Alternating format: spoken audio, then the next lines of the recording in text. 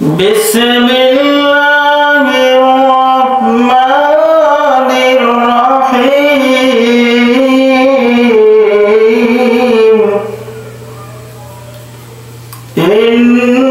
ইন্নাহু লাকুম আদুব্বুম মুবিন।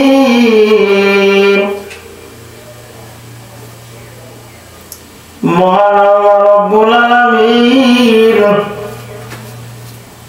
কুরআন মাজিদের মধ্যে ঘোষণা দিয়া কোন শয়তান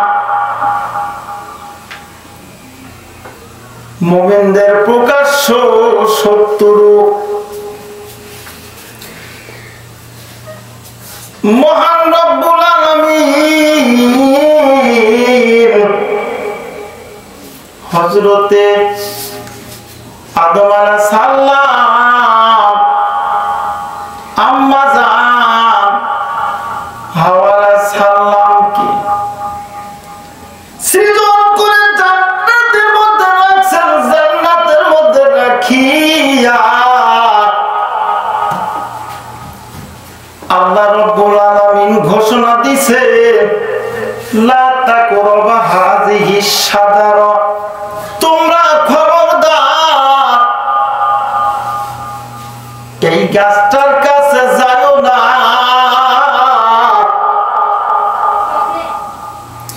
এই গাছটার নিকটবর্তী তোমরা হইবে না।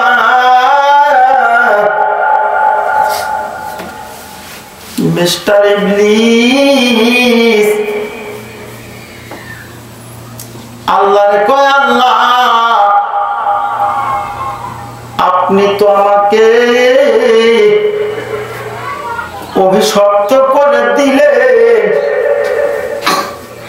ও মাবুদ আপনি আমারে ক্ষমতা প্রদান করেন যাতে আমি আপনার আদম সন্তানের রক্ত শিরায় শিরায় ঢুকে কলবের ভেতর পর্যন্ত ওয়াসওয়াসা দিতে পারি। আল্লাহ বলে, তোকে তাই দেয়া হলো, আমি তোকে তাই দিলাম। তবে মনে রাখবি, কোন ক্রমে আমার এক নম্বর বান্দা মুমিনের কাছে তুমি যাইতে পারবা না রে ইবলিস, তুমি যাইতে পারবা না। সম্মানীয় দর্শক বৃন্দ, আপনারা নিশ্চয় জেনে থাকবে হযরত ইমাম গাজ্জালী রাহমাতুল্লাহ আলাইহি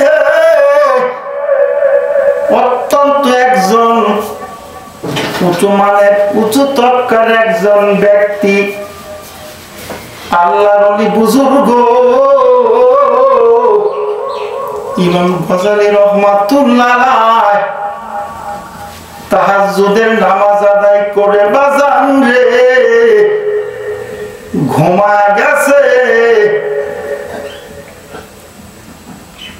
সকাল যখন হয়ে যাবে এর পূর্ব মুহূর্তে ওখান থেকে যেন একটা গাধা খুলিয়া মিস্টার ইবলিস হযরতে ইমাম গাজ্জালীর কাছে পৌঁছা যায়। বাইরে থেকে ডাকছে, ইমাম গাজ্জালী রাহমাতুল্লাহ ভেতর থেকে জানা দেয়, কি আপনি আমাকে ডাকাডাকি করেন? এবার মিস্টার ইবলিস জানা দেয়, ও ইমাম গাজ্জালী তোমার ইবাদতে,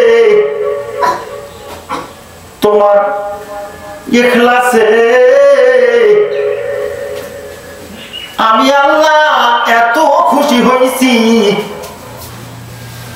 আরশে আজিমের মালিক আরশে আজিমে না থাকিয়া জান্নাত থেকে একটা বুরাক নিয়ে আমি তোমাকে নিতে আসছি। ইমাম গজালি তুমি বের হয়ে আসো। ইমাম গজালির আর বুঝতে বাকি নাই, ইমাম গজালির সাথে সাথে বের হয়ে আসছে। বলছে আল্লাহ আপনি একটু দাঁড়ান, আমি ভেতর থেকে আসতেছি। ভেতর থেকে একটা লাঠি নিয়ে বের হয়ে আসে। মিস্টার ইবলিসকে যখন বাইরে দাঁড়ায়া দেখে, ইমাম গজালি রহমাতুল্লাহ আলাইহি সাথে সাথে ছপাং ছপাং করে কয়েকটা বাড়ি লাগায়া দেয়। মিস্টার ইবলিস এবার ওখান থেকে পলা যায়। যাওয়ার সময় বলে যায়, ও ইমাম গজালি তোমার অনেক ইলম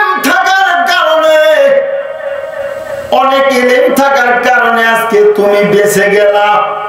ইমাম গজালি রহমাতুল্লাহ আলাইহি ডাক দিয়ে বলে, ও ইবলিস তুমি যাবার বেলায় আমাকে সর্বনাশ করে যাও, যাবার বেলায় তুমি আমাকে প্রশংসা করে যাও। আমি ইলমের কারণে আমি বাঁচতে পারি না। রহমানুর রহিম আল্লাহ আমাকে বাঁচা দিয়েছে, তাই আমি তোমার ওয়াসওয়াসা থেকে বাঁচতে পারছি। বাজান রে, এমন একটা দিন আসবে এই পৃথিবীর মতো 13 লক্ষ পৃথিবী এক জায়গায় করলে যত বড় হয়, একটা সূর্য মাথার উপরে আছে, এই সূর্যটা অত বড়, যা 230 কোটি ডিগ্রি সেলসিয়াস টেম্পারেচার আছে। এত টেম্পারেচার আছে, সামান্যতম 2200 ডিগ্রি সেলসিয়াস তাপমাত্রা যদি লোহার উপরে দেওয়া হয়, বিজ্ঞান বলছে ওই লোহা পানির মতো তরল হয়ে যায়। বাজান রে, মহান আল্লাহ রাব্বুল আলামিন এই বিশ্বের ধরাধামে কত রকম জিনিস বানাইছে। এ পৃথিবী যখন আল্লাহ বানাইলেন, মাটি যখন থরথর করে কাঁপে, আল্লাহ রাব্বুল আলামিন এই মাটিকে থামানোর জন্য মাটির উপরে এই পাহাড় প্যারাক হিসাবে লাগায়া দিছে। শুধু তাই না, পৃথিবীর বুকে যেই বড় পাহাড়টা আছে, যেই পাহাড়ের উচ্চতা 29,000 মিটার, 29,000 মিটার, যেই পাহাড় যার নাম হলো মাউন্ট এভারেস্ট।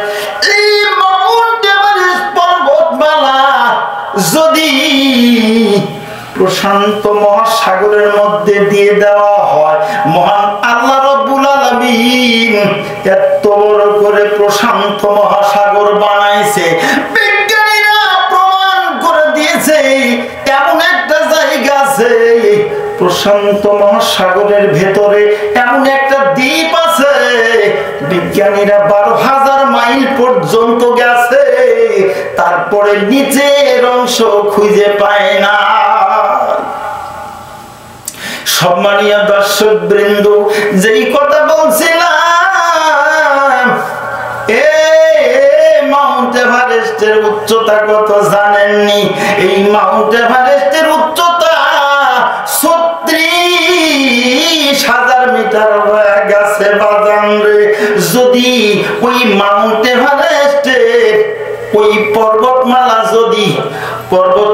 যদি ওই প্রশান্ত মহাসাগরের মধ্যে ছেড়ে দেওয়া হয়, সমস্ত মাউন্ট এভারেস্ট 29,000 মিটারের এই মাউন্ট এভারেস্টটা নিচে চলে যাবে। মাথার উপরে 7,000 মিটার পানি ভাসমান থাকবে। সম্মানীয় দর্শক বিন্দু, আপনাদের ভালোবাসায় আমাদেরকে আপনারা অনেক দূরে এগিয়ে দিয়েছেন, আপনাদের স্বাগত জানাই। যে কথা বলতে চাচ্ছিলাম, শয়তান ওখান থেকে মার খেয়ে যখন চলে গেল, এবার শয়তান মনে মনে চিন্তা করে, ইমাম গাজালিকে তো ধোঁকা দিতে পারলাম না, দেখি আর কিছু ধোঁকা দিয়ে যায় কিনা কাউকে।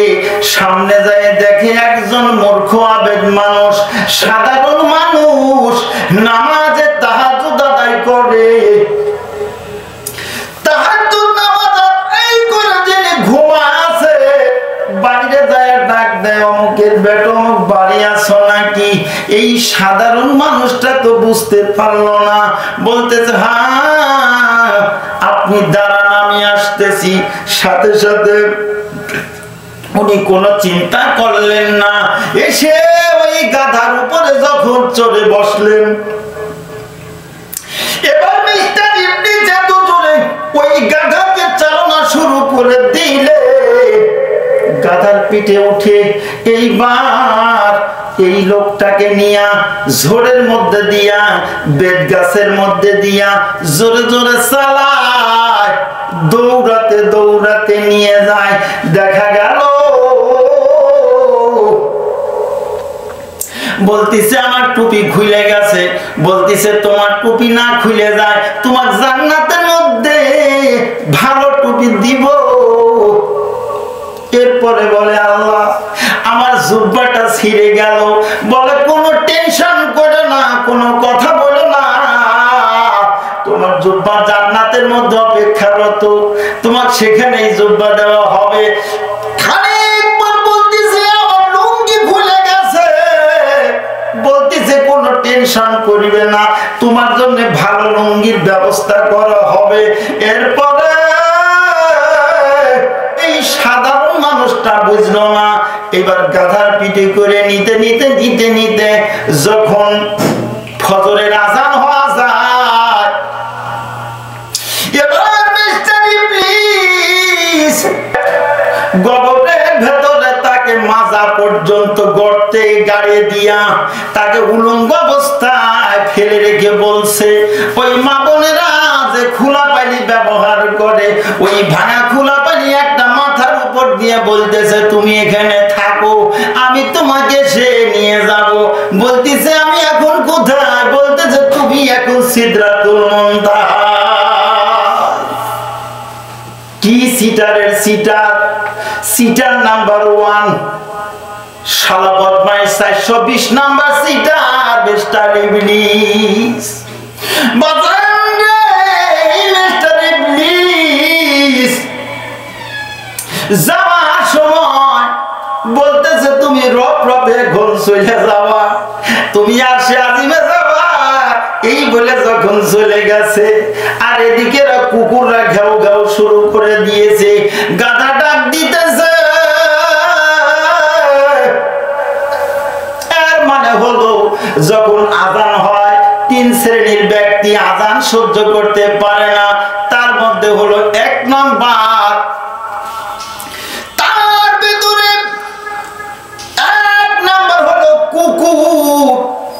যখন মসজিদে আযান হয় কুকুর কিন্তু ঘেউ ঘেউ শুরু করে দেয়, এর মানে হলো কুকুরের গালের ভেতরে মিস্টার ইবলিস ঢুকে যায়।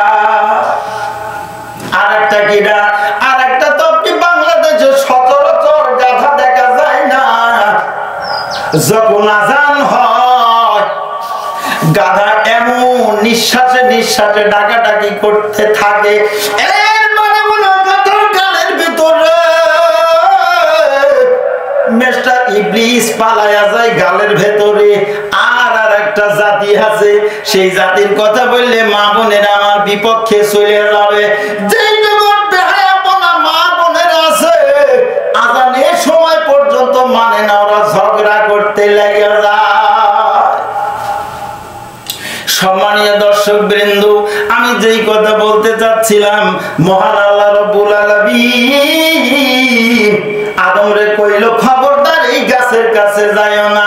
মিস্টার ইবলিস বৃদ্ধ মানুষের রূপ ধরিয়া জান্নাতের গেটে যাই নামাজ একখান ভুলে লইয়া তাসবিহ গলার মধ্যে লইয়া ভাঙ ধরে যাব হু করে কান কাঁদছে।